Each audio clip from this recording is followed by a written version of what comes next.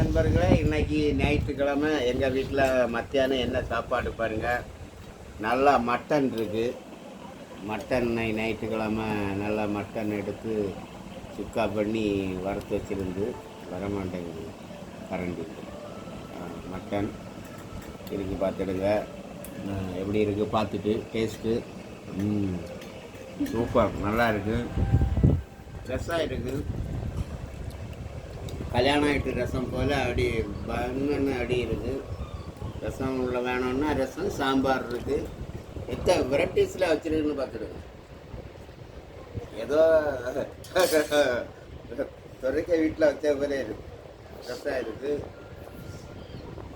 ரசம், பழம் இருக்குது, சல்லாடு இருக்குது. சல்லாடு இதெல்லாம் உள்ளி சல்லாடு இருக்குது.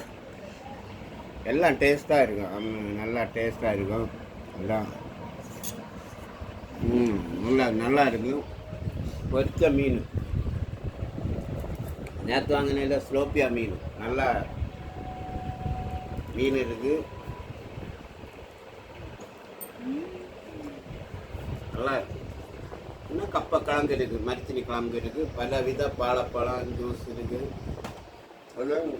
இதே போல் குடும்பமாக இருந்து சமைச்சு சாப்பிடக்கம்மி அது ஒரு தனி சந்தோஷம்.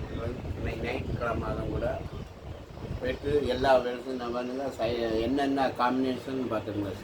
சாம்பார், இறைச்சிக்கு சல்லாடு இருக்குது, கப்பை கிழங்கு இருக்குது, இறைச்சிக்கு கூட எல்லா வெரைட்டிஸும் இருக்குது. நல்லா இருக்கும்.